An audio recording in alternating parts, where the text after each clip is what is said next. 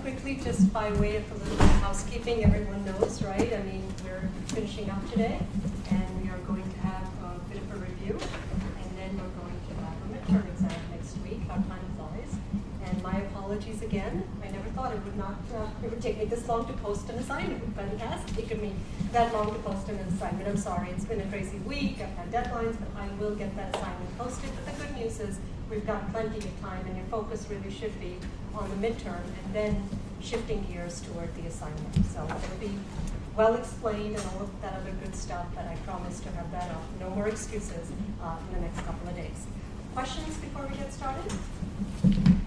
All right, so everyone remembers that we started on contracts law last class. We had a bit of an easier class because we sort of learned the very fundamentals of what a contract is, what are the different types of contracts, and then we went through two of the four elements of what it takes to have a valid, enforceable contract, right? So what are those elements? What did we talk about last week? We talked about, number one, offer and acceptance leads to an agreement, right? So that's the first element. And we talked about consideration. So today we're picking up in chapter 12 with the last two elements of a valid contract, capacity and legality. So the law assumes that the parties, and remember there could be two or more parties to a contract, the law assumes those parties have what is referred to as the contractual capacity, meaning the very basic understanding that parties need to have in order to understand what it is that they're agreeing to do. So the law assumes that parties will have that contractual capacity unless it is shown otherwise. However, the law will also assume that certain parties do not have contractual capacity as a matter of law.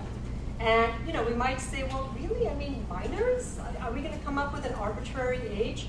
Aren't some kids pretty mature, pretty responsible, whereas some adults may not be as responsible? Possibly, but remember, the law is not looking at a subjective sort of a scenario. The law is looking at an objective right line rule. So as we'll see, the law will say that contracts entered into with a minor do not meet the capacity element of a contract, and as we'll see, that type of a contract is voidable, right? Another term that we learned last week, which essentially means that the party who is a minor can get out of the contract. And we'll talk more about that in this chapter. And we'll see that there are other groups, people with diminished mental capacity, as well as, believe it or not, being in a state of intoxication can obviously render someone incapable of knowing what they're doing. So we'll see that that is also something that might lead to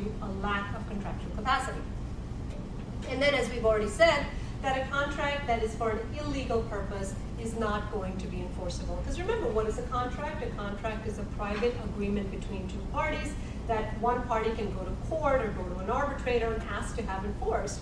Well, a court doesn't want to be bothered with something that the fundamental purpose for which is illegal, right? So they're not going to even entertain that. Those types of contracts are referred to as void contracts, not voidable, right? So start to distinguish the terminology. So let's start off with this group of minors. Who is a minor? Well, the law basically says a minor is someone that has not reached the age of majority. Why? Because as we've said, as a general matter, the law is going to assume that those individuals do not either have the maturity, the experience, the sophistication to really understand what it is that they're agreeing to do. What is the age of majority? Used to be different. Believe it or not, it used to be different for men than women. It used to be 18 for women and 21 for men. You can draw your own conclusions from that one. But over time, states have said that's not really necessary. We should have an age for either gender to be a bright line rule, and that rule right now, or in general, is 18 years of age. So anyone over the age of 18 is considered not a minor, and anyone under the age of 18, even if it is a day or two, is lacking the age of majority. And we've already said that anyone below that age is a minor. Okay, so again, contracts law, a lot of terminology. I'll try to sort of give you, not get too bogged down in too much terminology, but let's talk a little bit about what they refer to as the infancy doctrine. And again, this is sort of terminology that has been with us for decades, if not centuries, so it sort of sounds infancy. We're talking about a 17-year-old, but that's just the terminology. So infancy doctrine is really the reason, right? It's a doctrine that allows minors to disaffirm, meaning cancel, get out of a contract that they have entered into with an adult, with an otherwise party that otherwise has the contractual capacity. What does it mean to disaffirm a contract? It is an act of a minor to rescind, to take back a contract under the infancy doctrine. Can be done orally, can be done in writing, can be done by the minor's conduct. So there's no magical way in which a minor has to disaffirm a contract. In any reasonable way, a minor can say, hey, this contract was voidable, I was not of a legal age, I do not have to go through with it. And as we'll see, the law, for the most part, will side with the minor. But a minor doesn't quite get away that easily, right? There are some strings attached, and what are they? Well, there are what are referred to as the duties of restoration and the duties of restitution. These are sort of big sounding words, but as we sort of read what they are, they kind of make sense. What is the duty of restoration? The duty of restoration is essentially the minor's obligation to return the goods or property that he or she has received from the adult, meaning the other party, in the condition in which it was at the time that they're canceling the contract. Okay, let's think about that for a moment. Let's do an example. Right? Let's say that someone entered into a contract, and by the way, remember, contracts don't have to all be very formal. It can just be, me selling something to a party that, maybe I didn't know that they were only 17 and a half, right? I agreed to sell my car to someone, my used car to someone who was just 17 and a half. They have a driver's license. I mean, I didn't really think to, worry about those types of things, right? And they go ahead and they, we exchange title, all is good, and they're driving along, and they, for whatever reason, maybe they go home and their parents are like, are you kidding me? This is, you shouldn't be doing this, whatever. They want to come back, even though it's a valid contract, they want to return that car to me.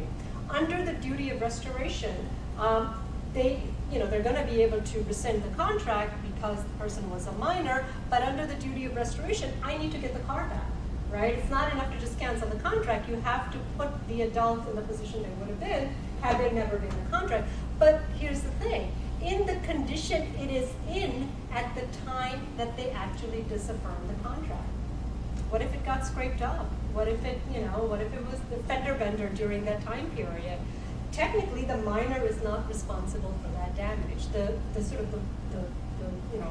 duty to protect myself, really was on me. I should have checked to see, am I entering into a contract with someone that has contractual capacity or not? The minor can make that contract be rescinded, meaning it's voidable by the minor, and all they need to do under the duty of restoration is return it to me in the condition that it's in at the time that they are rescinding the contract. So that's a little bit of a quirk.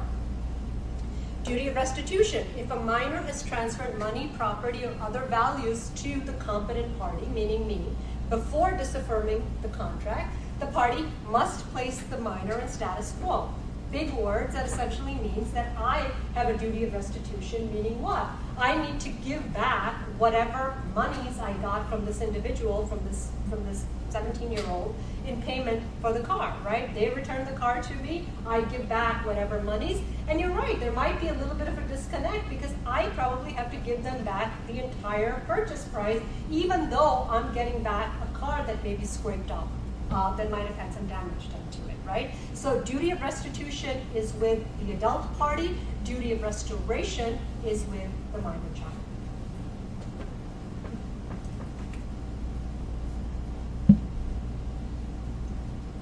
And you might say, well, wait a minute. If you sell something to a minor, for example, they have the ability to cancel the contract. For how long, right? I mean, is it that they can go drive the car, put 10,000 miles on it, 15,000 miles on it, and then come back and say, give me the full purchase price back, just before their 18th birthday? Well, possibly. Let's see how long the minor has. All right, so ratification. Ratification is the act of a minor after the minor has reached the age of majority, by which he or she accepts a contract entered into when he or she was a minor. So how long does a minor have to make that contract be voidable? Up until the age of majority. So at least up until the 18th birthday, and even though the slide doesn't say so, the case law will tell you, and I think the textbook tells you, it doesn't just expire on your 18th birthday. It expires a reasonable time thereafter, right? So if I sold a car to a 17-and-a-half-year-old, and the 17-and-a-half-year-old 6 months ago turned 18 today on October 10th, they could wait a week or so. They could wait, whatever, under the circumstances is a reasonable time, but not much more after that, right? You can't wait until your 21st birthday to ratify a contract. After the age of 18 and a reasonable time thereafter, the minor is out of luck. It is a good contract after that. Okay? What about parents?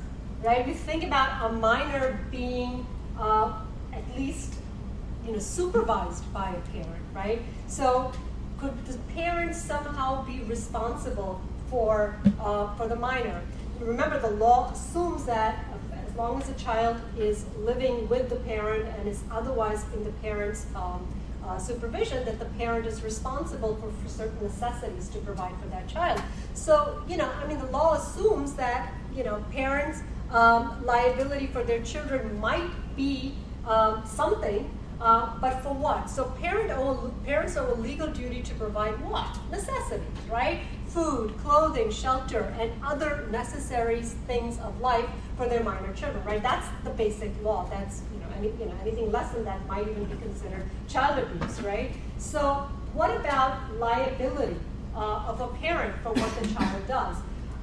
So parents are liable for their children's contract for what? For things that are necessary if they have not adequately provided those things, right? But is a car necessary? If a kid goes out and negotiates on their own, here's a 6'2" guy who looks like could be 21 or whatever, and I sell something to him. No, it depends on what it is that the individual is buying. Parents are not going to be liable in contract for everything that their underage child does, but to the extent that it relates to a necessity of life, perhaps that's a different story. Parents' duty of support terminates if a minor becomes emancipated. What does that mean? Anyone hear the term emancipation? When does a child become emancipated? What's that? A child becomes mature enough to take care of themselves, so they no longer have a legal guardian. Right. So age 18 defines that. Could it happen sooner? Yeah. And for a foster child. What's that? Like for a foster child? Right. So it could be that you're in a situation where, or for example, it may be foster child or a biological child. That you read about these sort of scandalous entertainment stories, right? A child star thinks that their parent manager is taking advantage of them. They go to court and they basically consider themselves to be an independent person. They don't want their parents, sort of meddling in their affairs or whatever the case might be. And sometimes there's fraud and other charges involved and so on. So it is possible that a parent's obligation to a child could end before the age of 18. Normally that involves court proceeding and things like that. But generally speaking, a parent is responsible for a child up until the age of 18.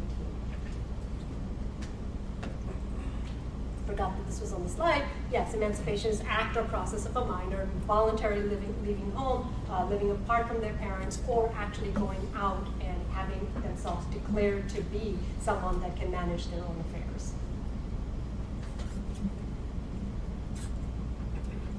What are the necessities of life? Well, food, clothing, shelter, medical care is another one, or any other things that are considered necessary for maintenance of life. Minors must pay the reasonable value of necessaries for life. So, for example, what if a 17-year-old goes out and rents an apartment? Technically that is a contract that has been entered into by a minor, could be canceled by the minor. Remember, if the minor decides to cancel, what if it's a 1-year lease and the minor is still a minor, meaning under the age of 18, they want to cancel the contract, the law will require that they be let out of the 1-year lease, but the law will say, well, wait a minute, shelter is considered to be a necessity of life. So for the time period during which the 3 months that they actually lived in the apartment, they have to pay the reasonable value for that. But the landlord, meaning the other party, must give back the 9-month rent or allow the contract to be rescinded and so on. So, do these cases come up a whole lot? Probably not. Most parties are pretty savvy in terms of who they do business with and so on. But the point here is this: beware. If a party is doing business with someone that the law considers not to be someone of contractual capacity, that there will be this right to cancel that contract. There will be this voidable contract, meaning that the minor will have some rights relating to that. And the same sort of rule applies to those that have mental incompetencies or diminished mental capacity. So anyone suffering from, and these could be various mental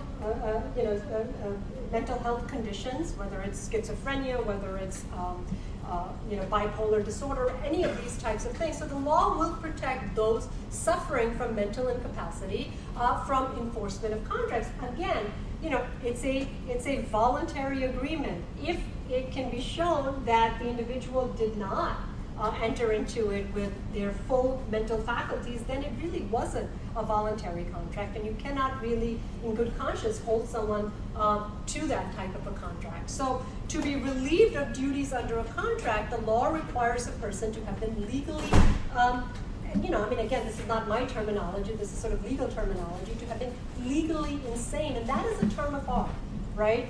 At the time that they were entering into the contract. So, someone could be very well managed on medication, for example, and really have full, mental capacity.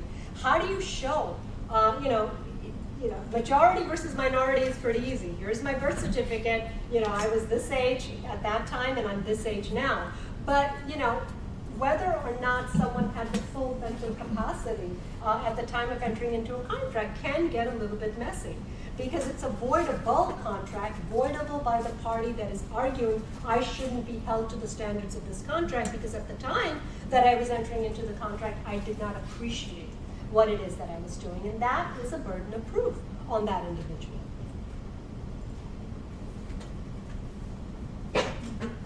But that burden of proof can be made a little bit easier in the sense that it is possible that there might have been a court proceeding.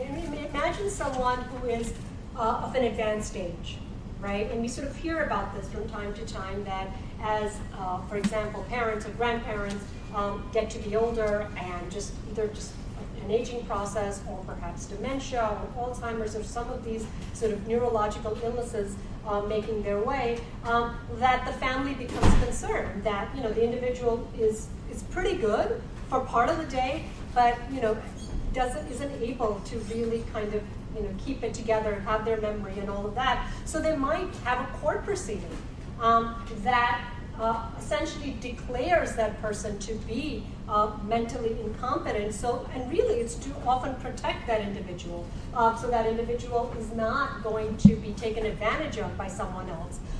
So if someone has been declared to be of diminished mental capacity, and a court or an administrative agency has done that, then it's pretty clear. Then there is no burden of proof.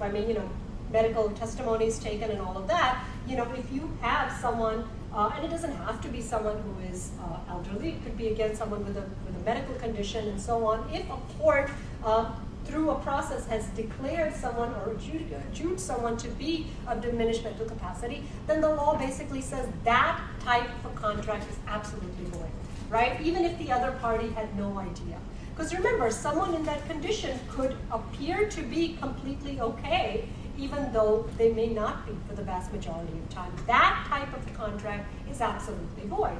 But really what happens in this area is that that's not the case. There is no court order. There is no medical or legal determination made with respect to someone's condition.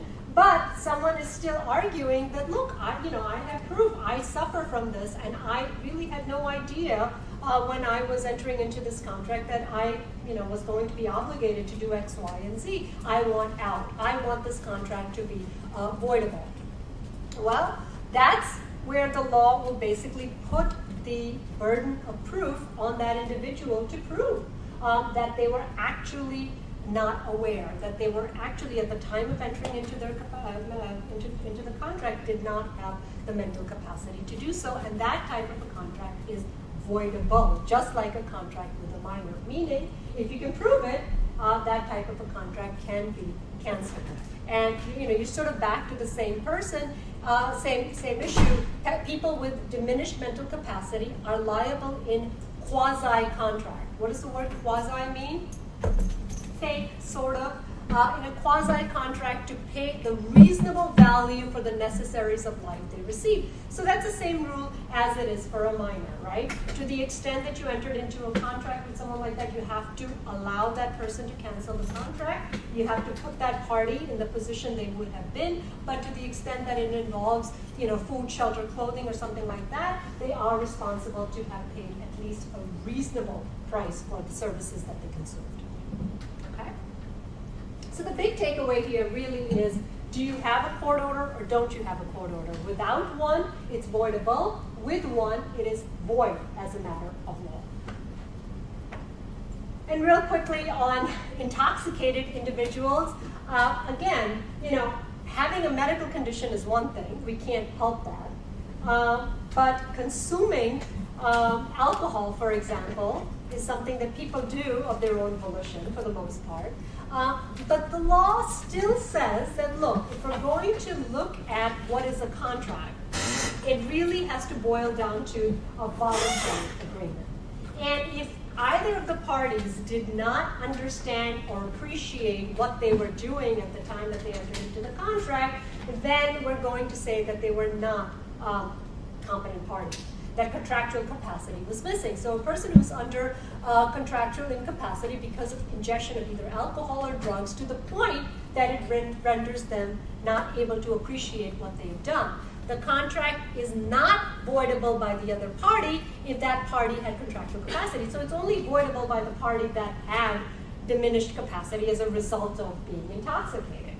So the rule here is not necessarily the same in all the states, okay? But the majority rule, meaning most states subscribe by this rule, which basically says that contract is voidable, right? Voidable by whom? The intoxicated party.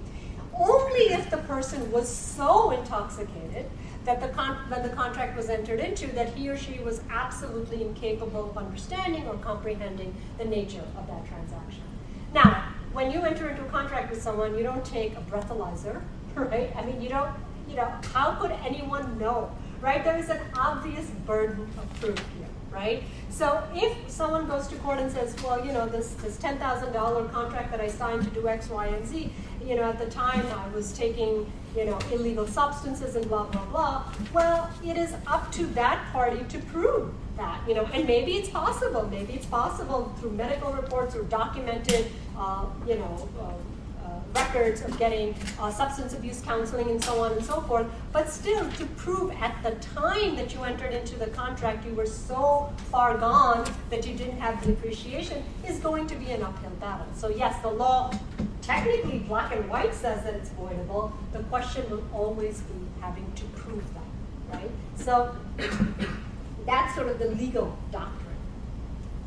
Okay? So that's capacity. I mean, we've talked about sort of far out type of cases, but remember the general rule. The general rule is that the law assumes that parties have the minimum capacity so long as they are over the age of majority. Okay. Now let's talk about legality, right? I mean, a contract has to be for a legal purpose in order for a court or another body to enforce it. So an illegal contract is a contract that has an illegal object, and such contracts are not voidable. They're void, right? No court is even going to entertain them. Contracts contrary to law. Remember that, we've talked about criminal law a little bit. Remember, it can be federal law, it can be state law, it can be anything where, for example, a statute prohibits certain type of conduct. It could be, sale of certain types of merchandise is prohibited. That's it. You can't enter into a contract where state or federal law says you can't even engage in that activity.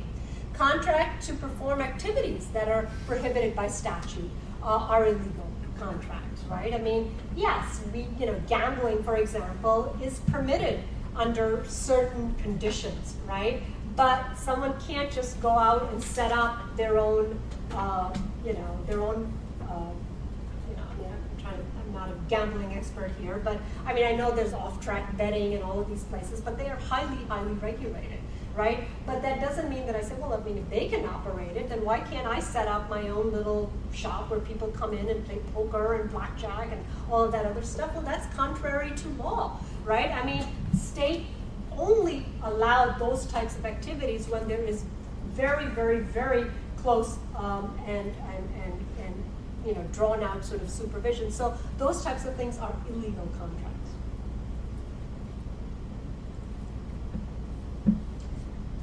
Speaking of illegal contracts, I'll do this case real quickly. This is a 2013 case, and this is a Ford Motor Company, United States District Court for the Eastern District of Michigan, meaning it is a federal case, that it's a district court level case. And the question here is, did the presidential executive order make the dealership contract illegal for Ford to perform? So what happened here was Ford Motor Company not only sells cars here in the United States, they sell cars or try to sell cars all over the world. Ford had negotiated a contract with a dealership in Syria back, I think the facts of the case were either 2009 or 2010. And that's all fine and great. But we all know that a rather serious civil war has erupted since then in Syria. And as a matter of safety, as a matter of policy, the president issued an executive order that basically said U.S. companies can no longer transact business in certain countries, and one of those countries is Syria. So now it becomes impossible, really illegal, for Ford to transact an otherwise enforceable contract with a dealership in Syria. So the question is, can Ford get out of this contract? And the answer, according to the district court, is yes, they can. Because it would be actually illegal for Ford to continue doing business with this dealership. So the fact that something was legal at the time that they entered into the contract and later becomes illegal basically allows that contract to become void and essentially becomes canceled. And what this really means is that there are no damages that Ford Motor Company owes to the dealership in Syria because they didn't breach the contract for an unlawful purpose. They just couldn't perform on that contract because it would be illegal to do so. Speaking of other things that are illegal, another example that the textbook gives us is something called a usury law. And this is probably a term that you've never heard of, right? But it's an important term in business law because what usury laws are essentially upper limits that laws set in terms of how much interest rates can be charged for different types of loans. And most of us sort of sign up for credit cards and are shocked by certain rates that accumulate, but they're still under the legal limits, right? So usury laws basically prosecute people or companies or lenders or so on for charging a higher rate than the law allows to be charged. Now remember, that's an upper limit, right? I mean, anything lower than that is fine. I mean, companies can always go up, it's a matter of competition, it's capitalism, but you can't go above a certain rate. And there are all kinds of other laws, we'll talk about consumer protection and so on, disclosure and whatnot. But here, under usury laws, it's a very, very simple kind of a rule.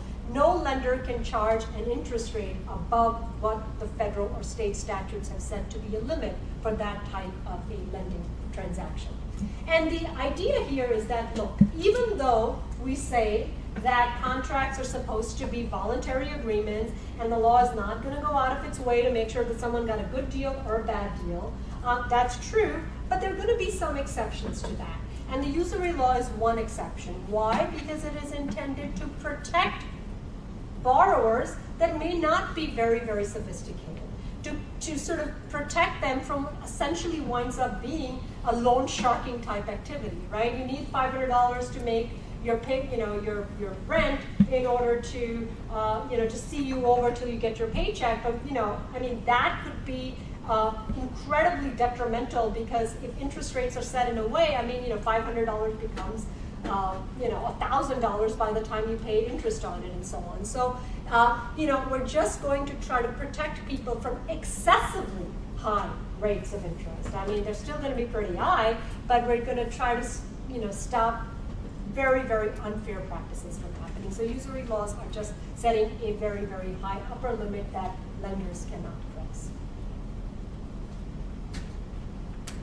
The next one is fairly obvious, right? Contracts to commit crimes, I shouldn't have to tell you this, are void, right? They're illegal. They can also land someone in jail and so on, right? So if the object of a contract becomes illegal after the contract is entered into because the government has enacted a law that makes it unlawful, the parties are discharged from the contract. Wasn't that the Ford dealership case that we just talked about, right? I mean, in this case, it wasn't the government enacting a law, it was the president issuing an executive order, but really it's the same thing. It's some valid governmental authority that basically says you can't do this anymore, right? The contract is not an illegal contract unless the parties agree to go forward and complete it. So, in certain circumstances, parties can go ahead and do it anyway, but if the law says it's illegal, you can't go to court and enforce it, right? Doing so would be asking the court or an arbitrator to enforce a law that basically has been rendered to be illegal, right? So that's pretty clear. I think, as I've said, I've already stolen my thunder. Gambling laws, we've already said, statutes make certain forms of gambling illegal. We know that. States provide various civil and criminal penalties for illegal gambling. We know that. Effective illegality, doctrine that states that the courts will refuse to enforce or rescind an illegal contract and will leave the parties where it finds them. So basically, again, if we're talking about something that is illegal, two parties entered into a contract where it was illegal to enter into that contract in the first place. I'm thinking of organized crime, but here we are in the state of New Jersey.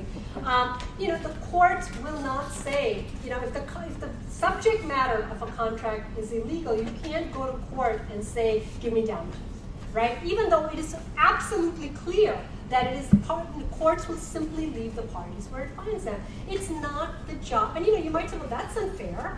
Well, it's not the job of a civil court, whose very job it is to give out monetary damages and so on, to get involved in illegal behavior. If there is some crime committed, that falls under criminal law.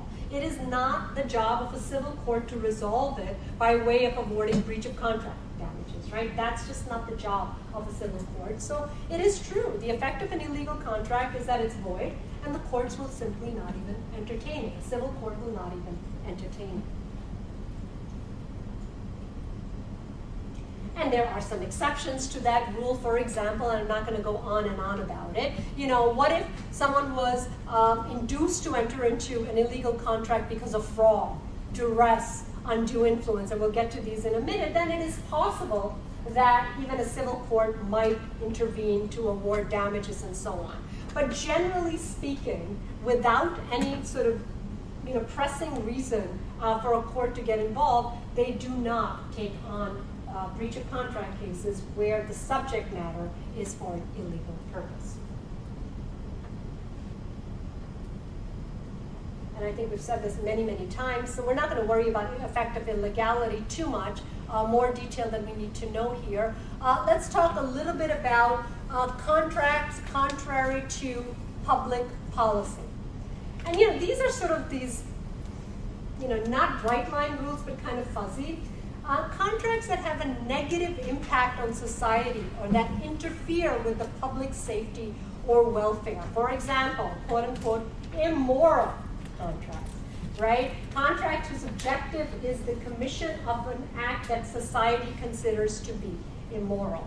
And now again, when we're talking about free speech, right? We said, what's obscene, what's offensive? How do we define that? Well, how do we define what's an immoral contract? Right? I mean, lately we've seen, prostitution comes to mind. But let's even put that aside. And what was that website recently that was? My God, how quickly we forget. Sort of these questionable websites of adultery and so on and so forth, or call girl operations, or whatever the case might be. I mean, these are unsavory types of things. But are they technically illegal? No, these are consenting adults, right?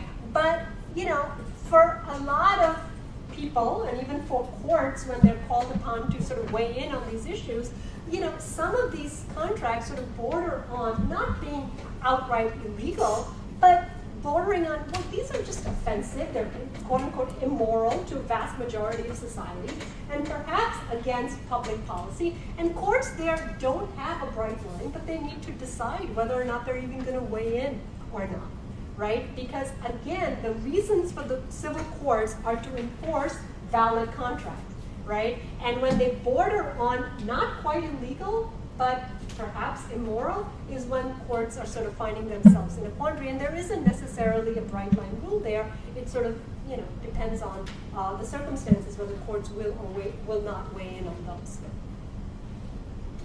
I think I went back a slide. Okay, real quickly, other things with legality.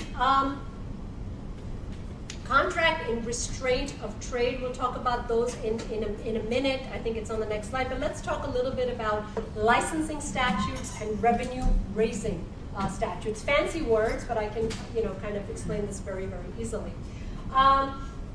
Licensing, right? All of us have a driver's license, but licensing is far broader than that. Let me give you another example. In order for a professional to practice their profession, they need to be regulated, right? That's a matter of legality. It's to protect not just the integrity of the profession, but it's also to protect those people that seek the services of that professional. So, the law requires that certain people, certain businesses, for example, obtain a license before they engage in a certain occupation, right? So, those are what are referred to as regulatory licensing, right? So in order for someone to practice law, to practice medicine, to even be a massage therapist, right? You need to be properly licensed. You need to go through accreditation, a certain level of education, whatever the case might be. But then there are certain things that are revenue raising, right? So licensing statute with the primary purpose of raising revenue for the government. So, right, so you could be a professional, for example. For me to maintain my bar license, I have to pay a fee every year to whatever state that I'm licensed to practice in, right? And we know that for the most part is to raise money. And a lot of it is for a good purpose, to provide pro bono services, free services for those who need it, and so on. So the purpose of that, there's already a licensing statute, but there's also another type of a law that requires, for example, those individuals or those professionals or that industry to pay money to raise revenue. That's all legal. So these are sort of special business contracts, licensing statutes that have to be abided by. And you might say, well, when does that ever come up? It's not a case in this version of the textbook, but there was a case in the prior version of the textbook that really explained things pretty well. And it involved an architect. Okay? So there's this company that engages this woman, this architect in DC, and works with her for designing a building, and she provides her services, and everything is okay with the contract. It meets offer, acceptance, consideration, contractual capacity is there. But it's found out later that her architectural license in DC wasn't valid. She might have been licensed somewhere else. She may not have paid a fee or whatever. No big deal. And the company refuses to pay her for her services. She goes to court and she says, hey, I performed these services. this is a breach of contract. They should not simply hide behind the fact that I may not have, I may have been negligent in getting properly licensed in DC. And the court here basically sides with the company. And that, and it might say, well, the court here said, look, this is quote unquote an illegal contract. I mean, not illegal in that anyone's going to jail over it, but we're not going to get involved here because this was not a professional that was properly licensed. Now, they could have brought in equity or fairness or promissory estoppel and all of those things if this was the right type of a case, but the court here said, look, these were sophisticated parties. Right? And we don't think that we need to go above and beyond. We're going to leave the parties where we find them, and we're not going to insist that this individual get paid for her work because there wasn't proper licensing. So again, it's an example of licensing being a legal requirement in order for a contract to be properly performed on.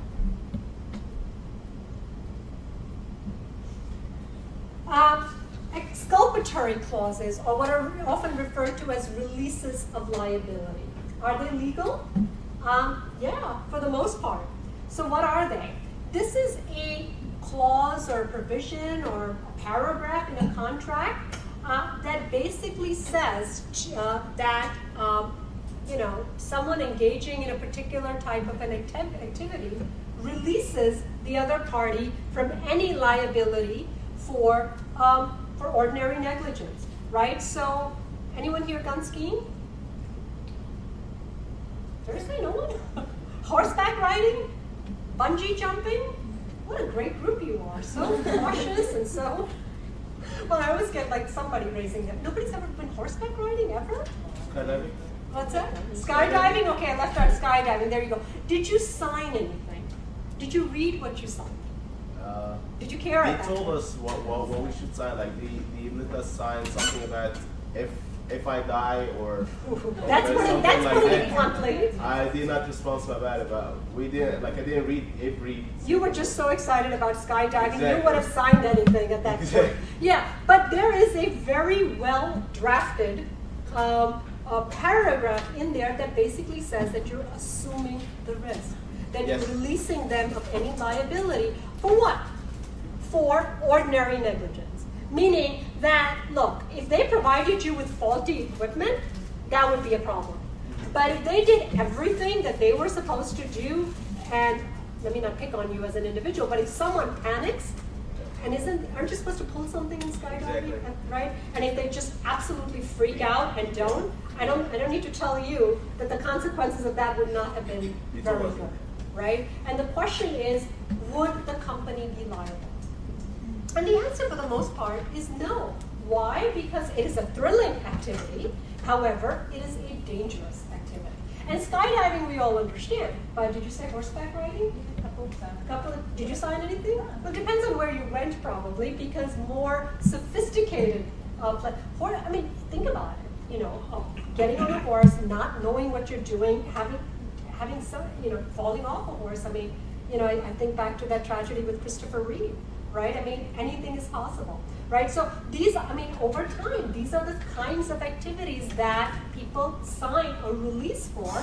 And indeed, if something happens based on ordinary negligence, the operator of that company is not liable. And I think the case in the book was not a complicated case. It was exactly that case. It was an individual going skiing, right? Renting some equipment, signing, a release that basically said, I will not hold, the operator liable, getting injured and suffering rather significant injuries, and essentially arguing that the negligence was on the part of the operator, and the court said no. Unless you can show that they were intentionally negligent, that they did something recklessly, granted, I haven't been skiing in a very long time. I personally didn't enjoy it all that much. What if, snow is falling and then there's ice and things like that? Yes, there is a responsibility to have, good conditions. But getting on a pair of skis is not a natural thing. Twisting and falling and injuring yourself is a possibility, right? So again, they're going to rent you the equipment, just like they did with the, with the skydiving. they're not responsible for any injuries that are the result of ordinary negligence. So that is basically a release that someone signs, and those types of contract clauses are not illegal. They are enforceable by courts. And another quick thing that we're going to talk about in this chapter, sort of comes out of nowhere, is something called a covenant not to compete. And these are also referred to as non-compete clauses. And all they really are is, again, a paragraph in a contract that basically says, for example, and they can come in many different varieties. I mean, let's say someone, a very high, knowledgeable, wonderful, well-educated engineer goes and works for a particular company, right? And at that company, they are given a lot of trade secrets, a lot of information, blah, blah, blah. They work for that company. They acquire a lot of knowledge.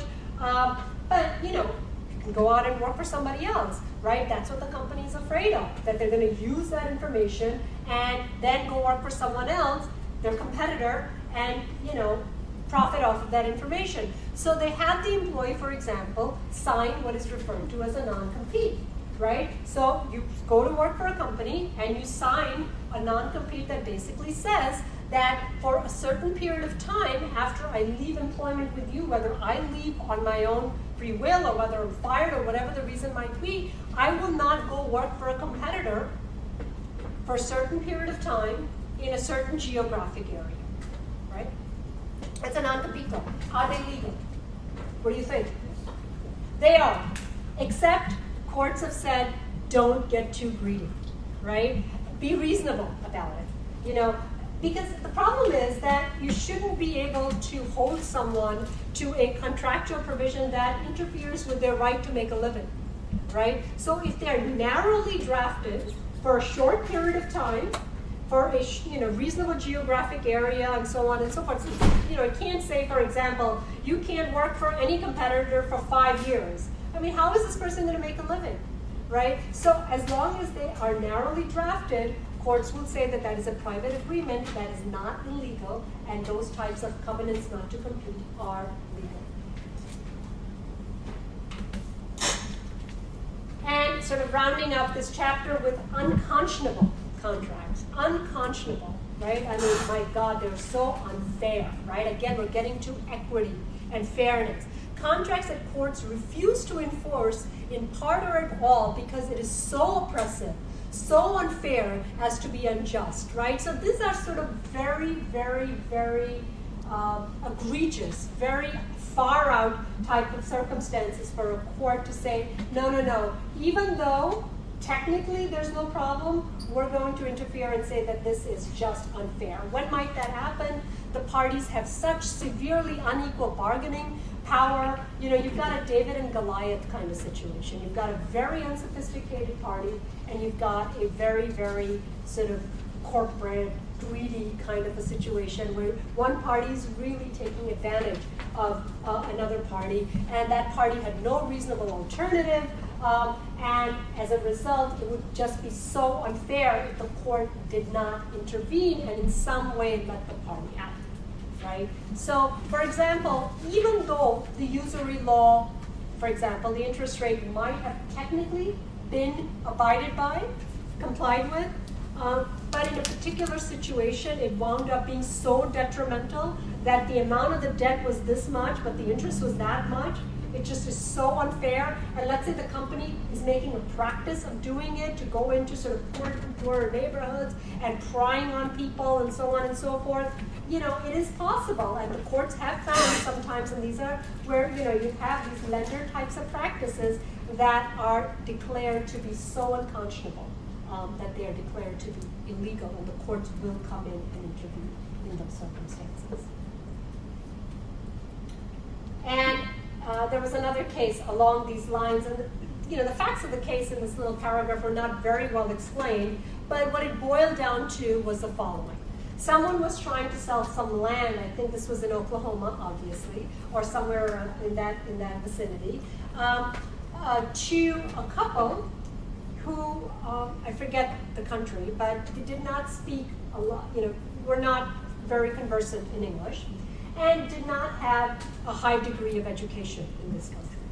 And, the contract was pretty clear to buy, 30 acres of land or something like that for, I even remember the number, $130,000, right? That was the purchase price. But the seller kind of wrote in their own paragraph. And it was some silly sort of thing to deliver, like, litter to that. It must be some farming lingo or whatever. But, to deliver litter or chicken feed or something for the next 30 years, in addition to the $130,000 that they were paying. And these parties didn't understand it. It was in there, so you would say, well, if you sign something like that, you're responsible. But they didn't really appreciate or understand that. And basically, when this went through, they were sued. The buyers were sued for breach of contract when they didn't do what this contract said they were going to do, which is to supply 30 litters of whatever, right? And so, the court said, wait a minute. This little provision, the sneaky little paragraph that you snuck in, actually makes the purchase price double. What you're asking them to do under this contract has nothing to do with sale of real estate. It is just tacking on this additional responsibility. You took advantage of someone because they didn't speak English, because you knew that they wouldn't have anyone look at it. They didn't have, it's not that they're not bright, they just didn't have this level of education or sophistication. Wrong, absolutely unconscionable, thrown out. It wasn't like the real estate sale was rescinded. This particular paragraph was unconscionable, deemed to be illegal, and thrown out. Okay? So that's just an example of an unconscionable contract.